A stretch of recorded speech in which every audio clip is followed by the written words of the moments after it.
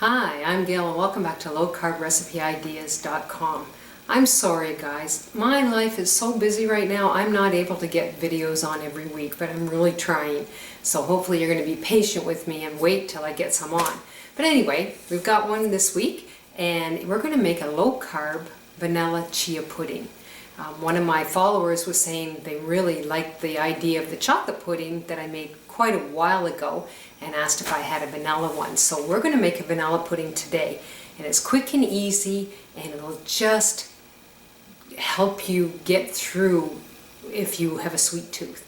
So let's get started and I'll show you how to make it. So I've got my mixing bowl and I'm going to take a half a cup of heavy cream. And the heavy cream that I'm using is just a Food Basic, their brand name, and it's Selection. And if you look at the carb count, it is 0. So that is awesome. And then we're going to add a cup of coconut milk. Now, the brand I use, and I like this brand because I find it very thick, and I like that thickness, is, oh, here it is. I've got it upside down. It's M-I-L-I, Mila is the brand name that I use. And what I did was I put it in the fridge and it separates them. And when I open up the lid, I could just scoop out the milk. And then I've got just the liquid on the bottom. There's a little bit of the coconut milk in there, but I will use this in my shake or whatever. I'm not going to waste it because it's too expensive to do that. So the next thing we're going to do is add a 1/4 teaspoon of sea salt, and then I've got 8 teaspoons of erythritol. And I powder mine. It works so much better if you powder it because it doesn't dissolve as well if you just use the crystals. So just throw it in your coffee grinder or food processor and powder it up because it dissolves a lot nicer that way. And then I've got a 1/3 of a cup of chia seeds. So we're going to throw that in there. And the nice thing with the chia seeds, that helps thicken the pudding, and they swell and they need that liquid to do that. So that works really, really well.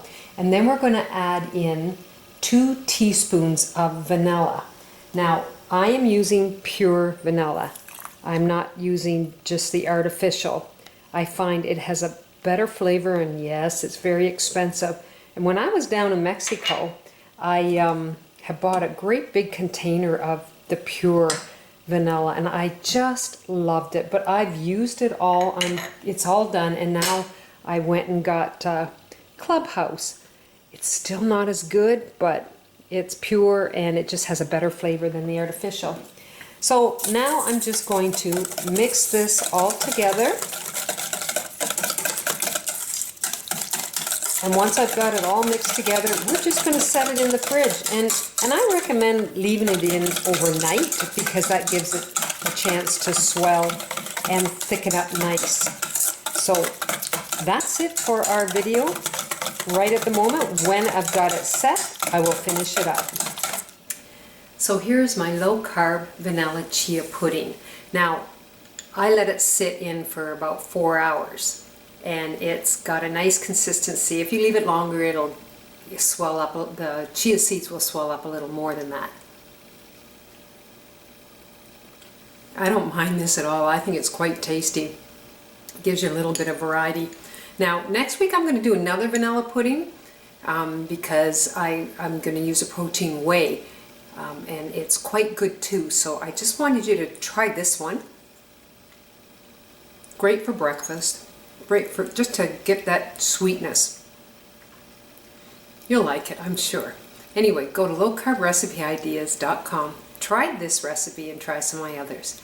You take care, and I'll see you in the next video. Bye now.